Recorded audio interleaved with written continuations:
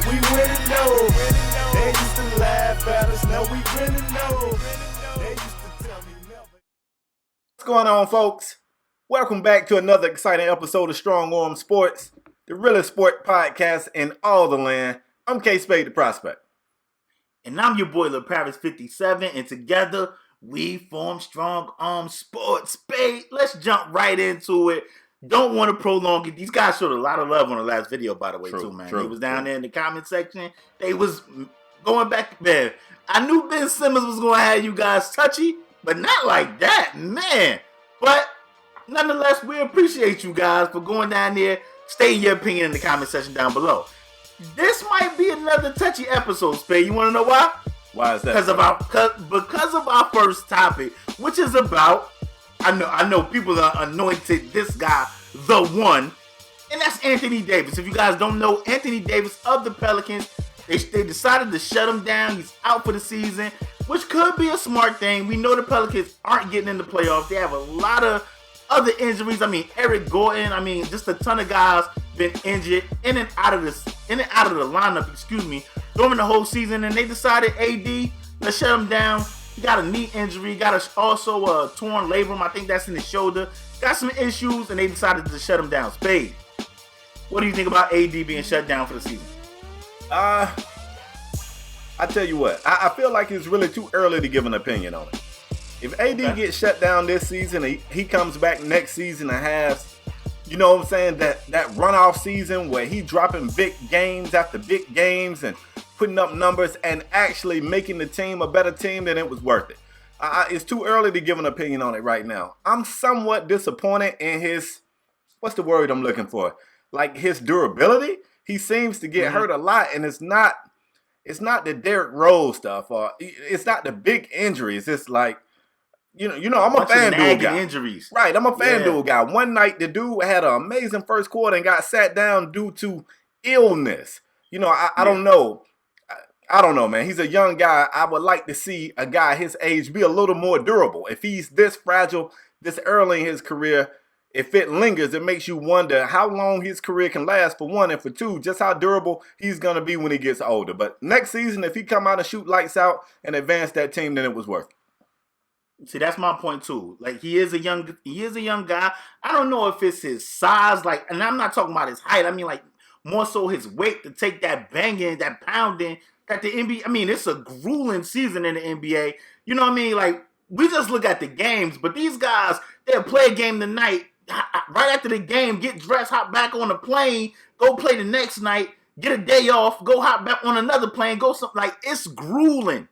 And it's grueling, and you playing against a lot of different competition, a lot of different times. Like AD, sometimes you play the 5, sometimes you'll see him at the 4, sometimes they got him bringing the ball up the court. It's just crazy. Like, the Pelicans, I think he got hurt because they asked him to do too much. I don't know if he has the supporting cast that he needs. I mean, they made it to the playoffs last year with basically the same roster.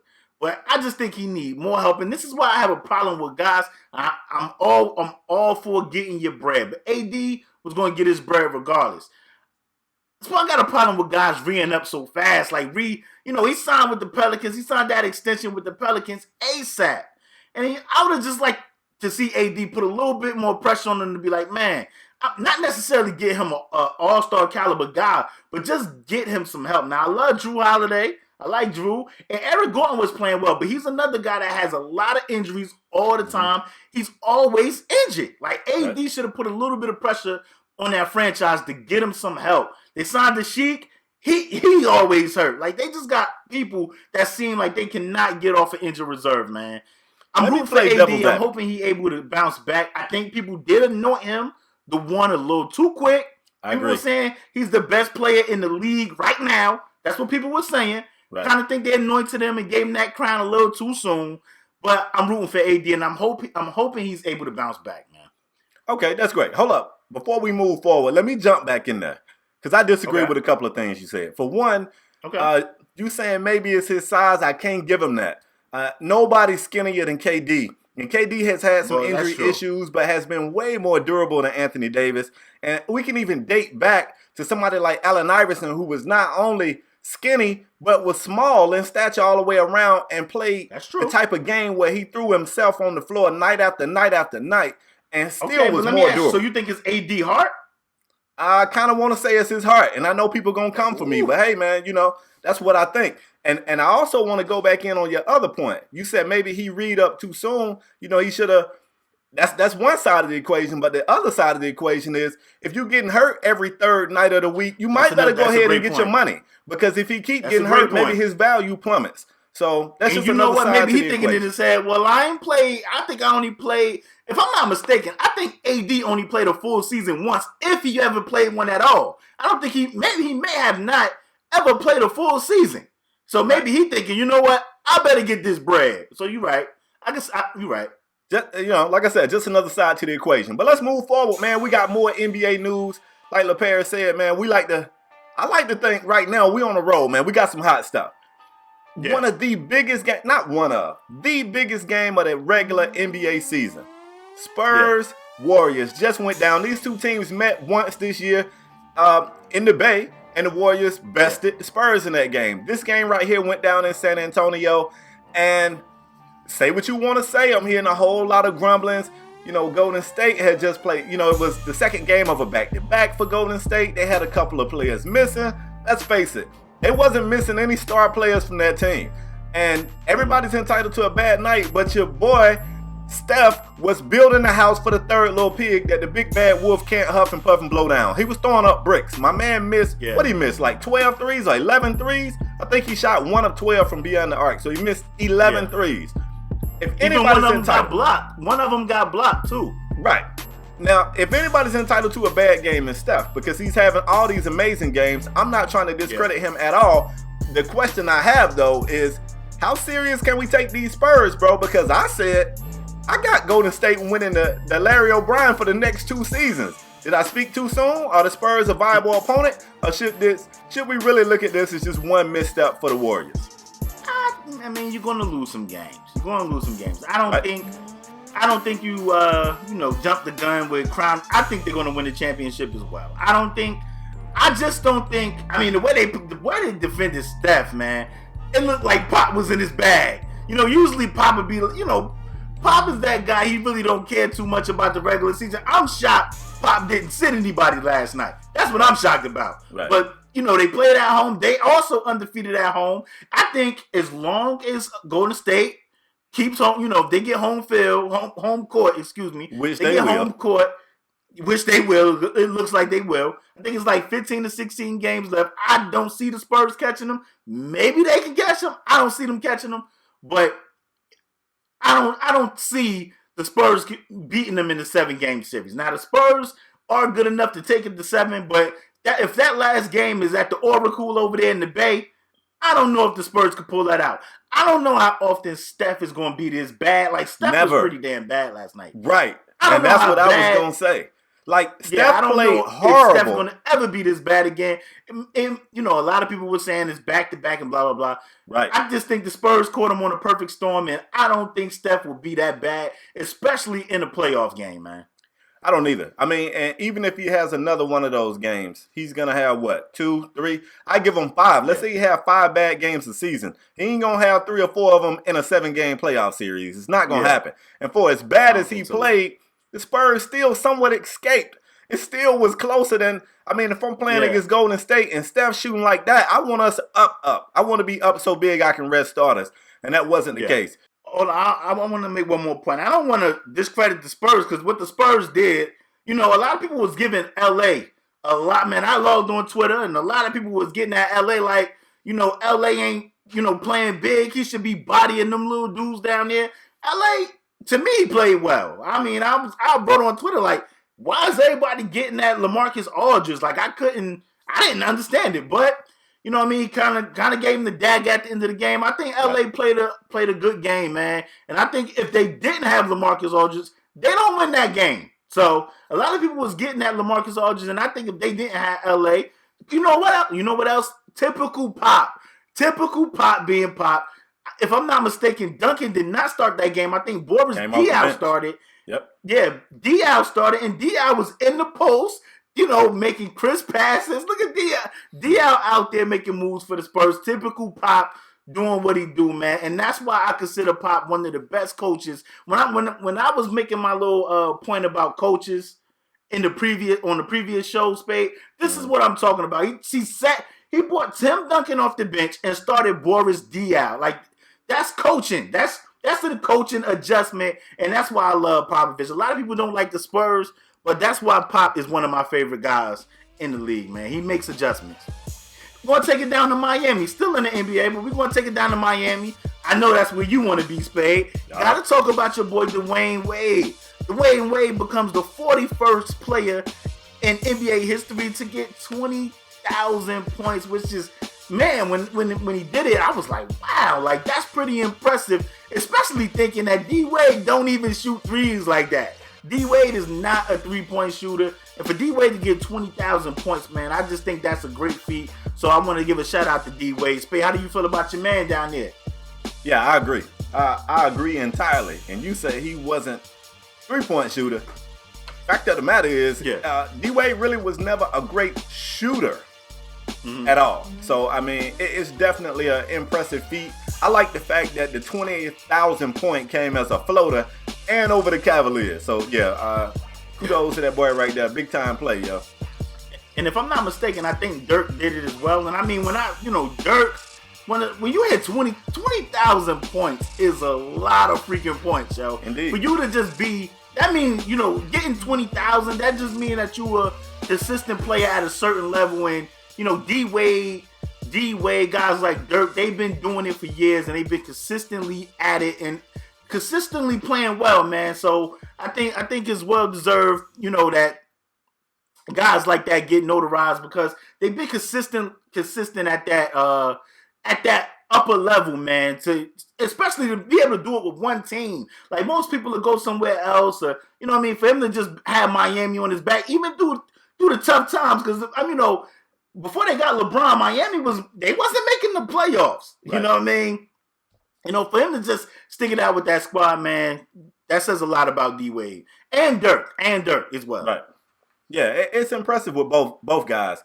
Another thing, just something, I agree with what you're saying, but another thing, when you look at the Heat, when they went through that down moment where they really didn't have any other stars, that means defenses could focus in on Dwyane Wade, which makes scoring 20,000 even more impressive. When the other team know you're going to get the ball, it makes scoring that much more difficult. It's not like Miami got a plethora of options over there. I mean, they do now, but not at some point in D-Wade's career. So, yeah, I agree, man. That's big-time stuff.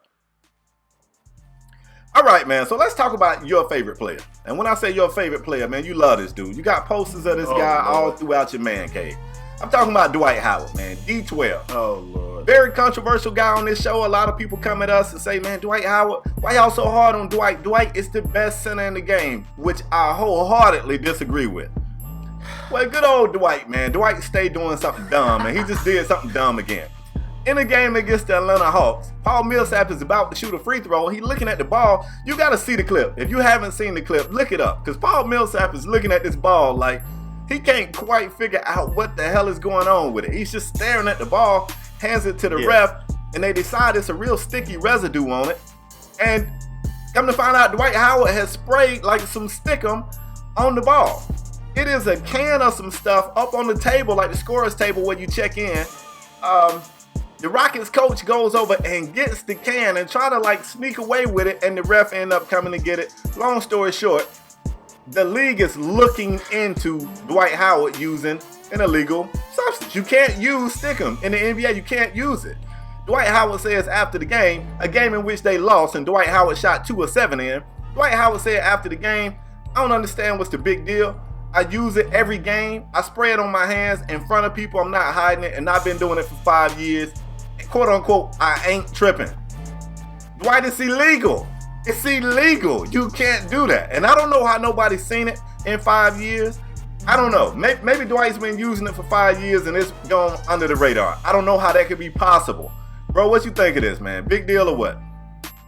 Yes, it's a big deal. And it's typical Dwight. Don't think anything is a big deal. When he was with the Lakers and they lost in the playoffs or didn't make the playoffs, when he was with Orlando when he lost in the finals, nothing is a big deal to this guy, which is one of the reasons why I can't stand Dwight. Whoa. Dwight, you can't stand yeah, him? man, it's one of the reasons. Like nothing is a big deal. Losing, you're an NBA professional player or any professional athlete.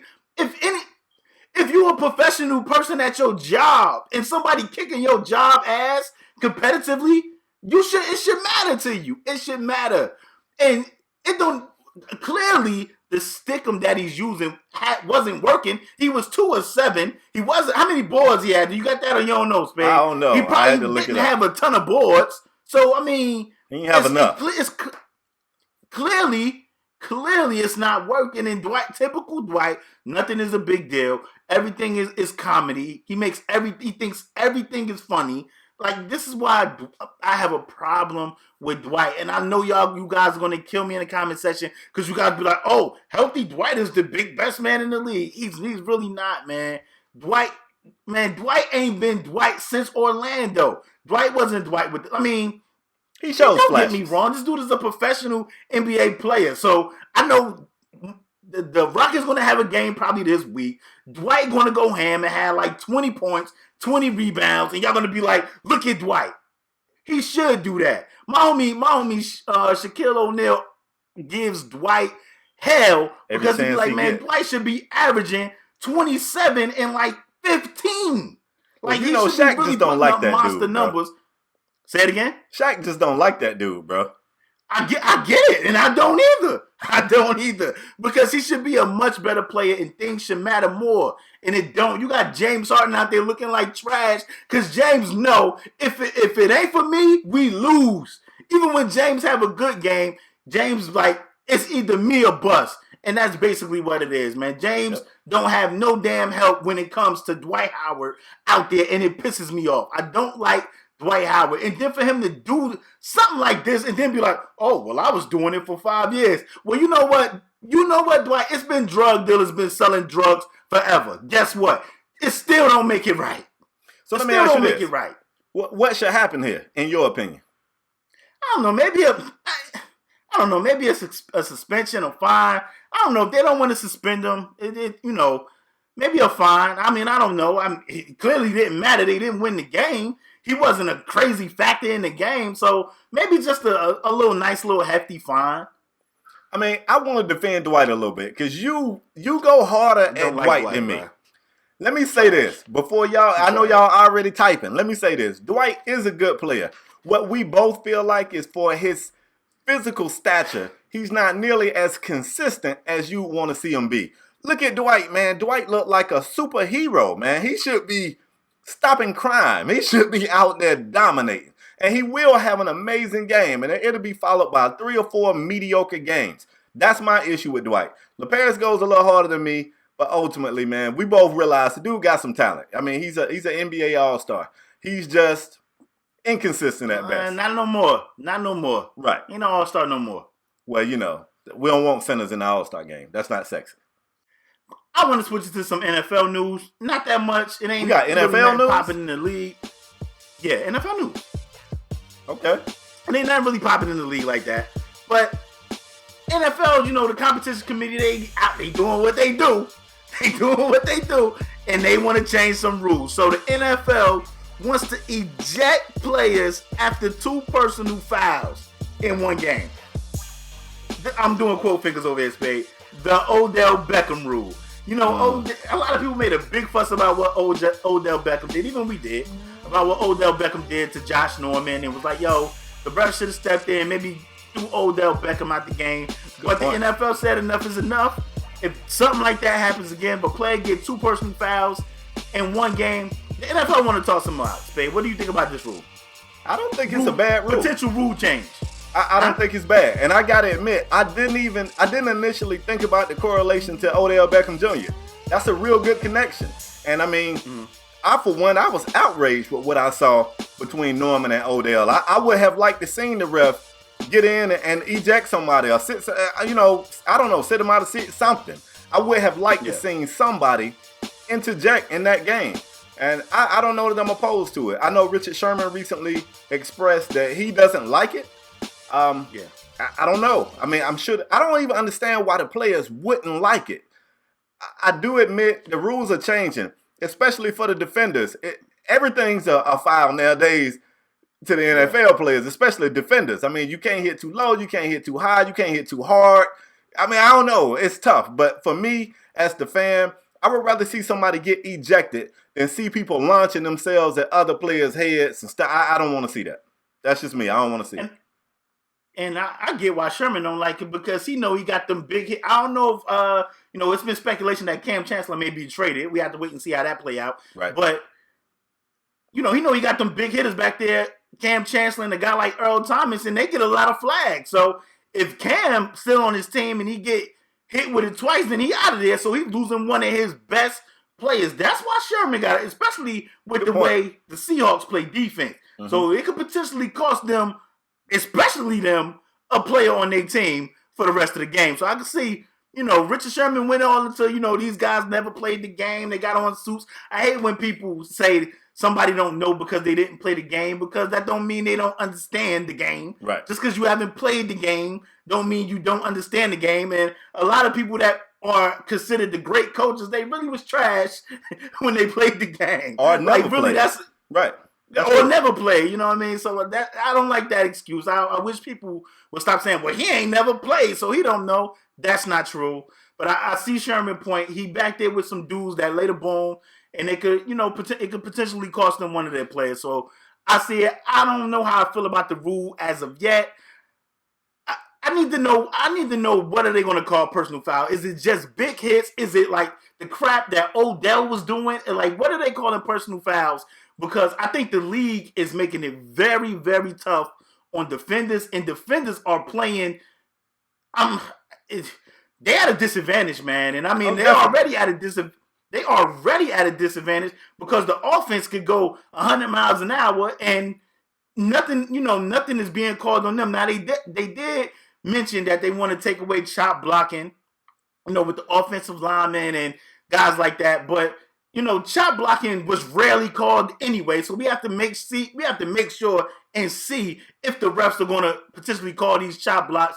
Because to me, a chop block now, if it ain't malicious, if it's not malicious, to me, I never really see him call it. It's kind of like the travel in the NBA. Like if it's just a couple of steps, sometimes if it's like 3.5 steps, sometimes they let it ride. You be like, yo, that was especially if it results traveling in the NBA game.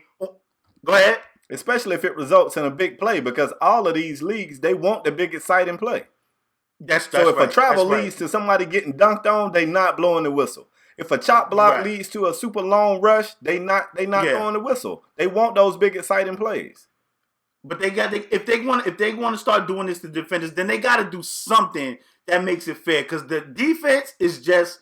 It's at a complete, it's already a disadvantage, but it's at a complete disadvantage. They want you to hit from here to here. They want you to, it's a lot that a defender got to deal with. And if I had a kid and he wanted to play ball, I would not allow him to play defense, because you just can't win out there. You can't win out there. I know me going back in is going to make this show extra long, but let me ask you a question. Space, I don't care. Go ahead, talk. This is a good question. The league is under fire right now, man. You got the movie Concussion. You got what's this brain disease that they finding in their NFL players, ex-NFL CTE. Players. CTE. All of this stuff has the league under fire. And the suits, if you want to call them that, they are trying their best to do two things. Preserve this sport, this huge money-making conglomerate. Billion dollar, right. And at the same time, they are trying to make some changes to try to make the game safer. They really can't do much. If they change something too drastically, they piss off the fans of the sport. If they don't do enough, they piss off the fans of trying to make things safer. It's tough. And in them trying to make the sport safer, they're going to make some changes. It's not going to be good changes. They're going to make some mistakes along the way.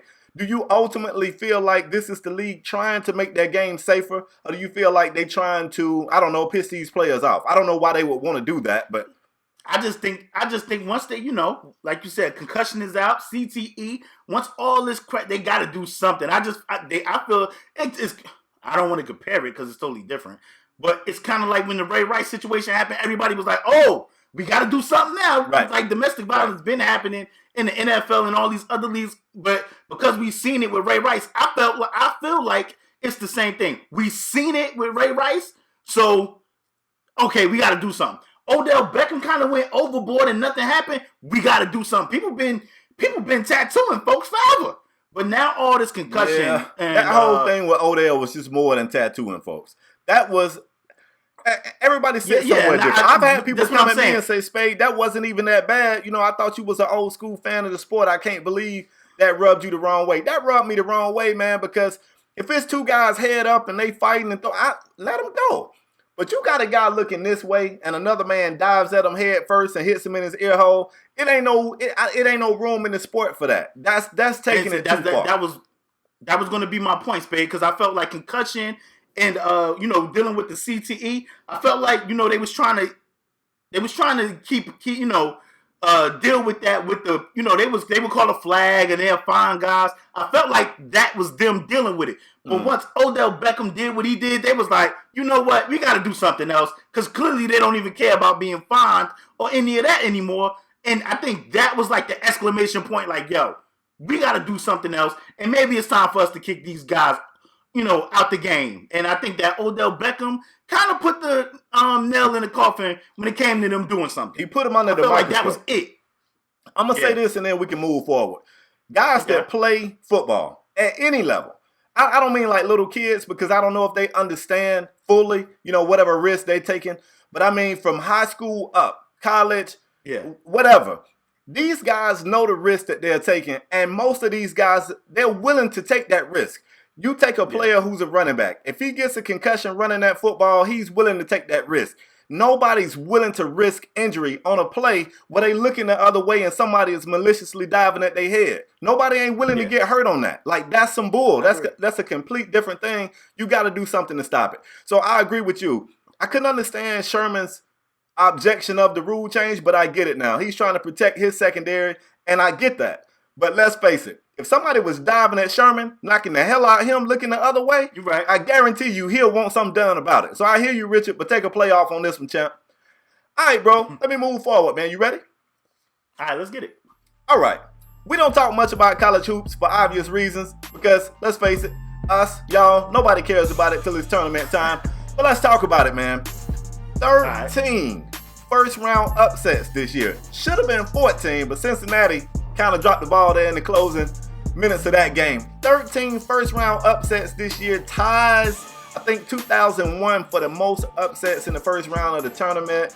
We saw big teams on the way up out of there. Kentucky, Michigan State.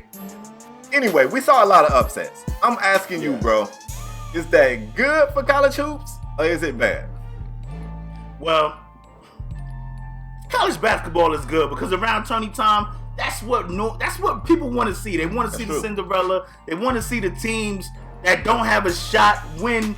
It's like David versus Goliath. They want to see the little dude win. That's what make the tourney the tourney. That's what make it interesting. Now, for the big guys though, it's kind of like, like, it's bad? What are you guys doing? You know what I mean? That could hurt in recruiting. That definitely hurt money-wise. Money-wise, that definitely hurt. True. But I mean, for us, that's what, regular people, that's what we want to see. We want to see upsets. We want to see these type of games come down to the wire and the Cinderella team keep dancing, man. That's what gives the NCAA tournament its appeal. So for us, yeah, for the teams that was ousted, like Draymond Green, Michigan State squad, like Draymond was out there talking big smack about Michigan State, and then they went out there and got that work. They went out there and lost. Right. And Draymond had to kind of eat crow. You did? Right. So for people like that, I don't know if that really hurts recruiting, but I know it definitely hurts money-wise. I think it's a good thing. I think anytime you got these types of upsets, to me, it feels, and it may not be, this is just how I see it, it feels like a balancing of power. For me, who wants to watch it if you can look at it and say, this team right here is better than everybody, they're going to march straight through and win. I like not knowing who's going to win. I like when that Cinderella school upsets somebody. I like to see Michigan State throw their bags on their back and march out. early. You know what I'm saying? When people had Yeah. them in the Final Four. I like that. I think it's really good for the sport. It busted a lot of brackets, but ultimately, I think it's good for the sport. Shout out to the Canes, Sweet 16. But anyway, go ahead. My bad. I had to get that in, man. And you want to know what else? Like, I think a lot of these teams know they probably feel, I think deep in their heart they know, we're probably not going to win it all. But for them to, that's a moment they won't forget for the rest of their life. We played number 2 or number 3 or whatever seed we played, and we won that game, man. Now, moving forward, maybe they start getting that confidence and they feel like they can make it to the Final Four, the Elite 8, or the Sweet 16. But, winning that first game is a game they would never forget for the rest of their life. So, I mean, it's just a moment that, it's a special moment for the watchers as well as the players, man. And I think that's the appeal of the tournament. That's why, Spade, I know me and you, I don't know about everybody else, but we really don't watch college basketball like that until it gets down to like the damn tourney. Yep. Because that's when all the appeal starts. That's when it all get, and especially people be one and done. So it's really no like significant guy. You can just be like, yo, I'm invested in this guy because they play one and done. They play a year. They go to school for what, 6 months, and then they be out. Right. Like they go there for the season and then they be out. So it's really nobody we can invest in emotionally and be like, man, I'm rooting for this guy because these guys be out. But I agree with you. I think it's definitely good for the tourney in the NCAA, man. Hopefully we get to see some more. Yep. Ready to move on? Yes, sir. I got something for you. What we got? Let's move on to the pick'em game. I know a lot of people. A lot of guys was tweeting us, asking us Spurs Warriors pick'em game, but that game was on Saturday, and y'all know we record this, at a later date. Normally on Saturday. So gotta talk about a pick'em game that's coming up. We're gonna stick with the Spurs theme because we're gonna stick with the Spurs. But I got a team. Spurs versus Thunder, Spade. Saturday, March 26th. Who you got, Spade? You know what I want to know? Who at home? Thunder. Thunder's home. Okay. You know what? Popovich is the coach, Spade. Yeah. But here lately, man, I kind of had a trend going with the underdog. I tried that with Eclipse. It didn't go so well for me. I'm going to try it again, man. True. I'm going to try it again because Pop don't care about this game. Pop wanted to send a message in that game against Golden State. He don't care about this game. Give me OKC and a nail biter. See, that's what I was going to say. I wasn't going to say OKC, but I was going to say Pop don't care about this game. Oh, he don't. I was going to say I would pick the Spurs. I would pick the Spurs if I knew everybody was going to play. But typical Pop a bench LA. He'd have LA sit out. He'd have Kawhi sit out. He'd have Duncan sit out, Parker and Ginobili. And Papa call up some dudes from the damn D-League to fill his roster. To fill his damn roster for this game. So for that reason, me not knowing what the hell Pop gonna do, give me the Thunder. Give me the Thunder. I don't want to say in the nail biter. I want to say just give me the Thunder. I think the Thunder win this game because I don't know what Pop gonna do. I did not see you taking the Thunder. That one right there caught me off guard. You've been hanging around me way too long. The LaParis I know take the Spurs in a New York second right here. Yeah, but Pop is the coach, babe. Like the crap Papa do, man. He'll sit the whole starting lineup and let the bench come in and start, and then he'll call up 5 people from the D League and let them be the bench. Right. Like that's what Pop do. So I don't trust Pop. Because Pop don't care about this game. He done proved this point this previous Saturday. So Pop said next Saturday what we're going to do is we're just going to sit everybody. And if I'm not mistaken, I think that's a national televised game. Pop is notoriously known for screwing TV. He don't give a damn about people wanting to see Tony Parker, Ginobili, and all those, Kawhi Leonard, and all those guys. He'll sit them all out. He don't care that that's on national TV. So not for that just reason, give me the Thunder. Not just national TV. He like to pick at opposing teams' fans, too. See, you're going to sell out because OKC going to build this as this great matchup. You're going to buy your ticket. You're going to get there, and none of the Spurs stars is going to be playing. You're going to be pissed off that you spent all that money and none of them played. That's a Pop move. Word up. Anyway, man, let's go ahead and bring it home, bro. Let's get to the last segment of the day, folks. This is an award we give out. I mean, super prestigious, man. If this thing was something you could touch, it would have diamonds and emeralds and rubies and Yeah, sapphires and all that stuff on it. It's grand. It's very grand. We call it the Strong Arm Performer of the Week. We give it to a guy who raised his level of play to help his team achieve. LePayers, you on the hot seat, man. Who you got? I got to give it to a guy that, if I'm not mistaken, never received this award. So, Okay. you know, I know he's probably at home watching, and he's gonna flip out. He's gonna flip out because it's the first time. It's like when dude that was in the Titanic won that damn Emmy for the first time, DiCaprio. It's like when this dude is at home like that. Oh my goodness, not Leonardo. Yes, he's at home like Leonardo. So, I gotta give my strong arm performer to a guy. I'm gonna take it up to Canada. No, it's not going to Drake for what he did to Meek Mill. Relax, y'all. Because as soon as somebody say Canada, y'all automatically assume it's Drake. No, it ain't Drake. I think DeRozan.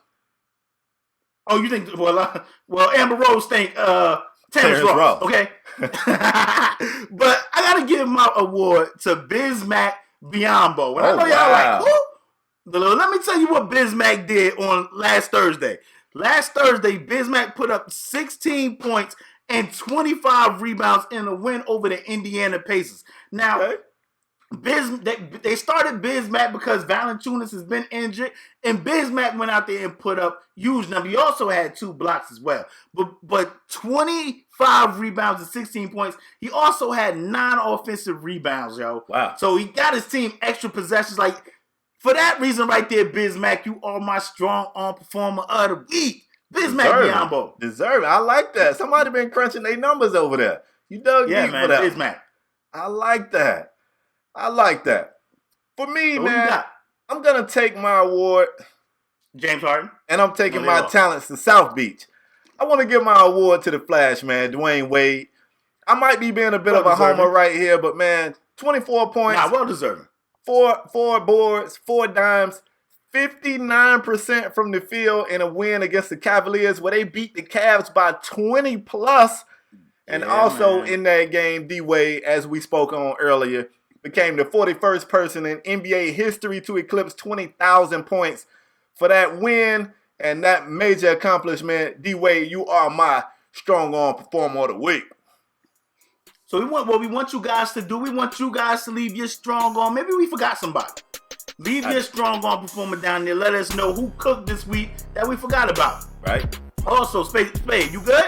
I'm good. I'm going to close it out. The Cane's still in the tourney. Of course I'm good. Oh, Lord. Please, somebody eliminate the Canes, because I do not want to hear this. If the Canes make it to the Elite 8, I would never hear the end of it. Somebody please body the Canes. I don't even know who the Canes got to play. Somebody please body them boys. Please. But anyway, I want to thank you guys for tuning in as usual. If you don't want to see our mug shots on the tube, you know what I mean? We got audio podcasts everywhere. We on UPodOmatic, and now we on iTunes.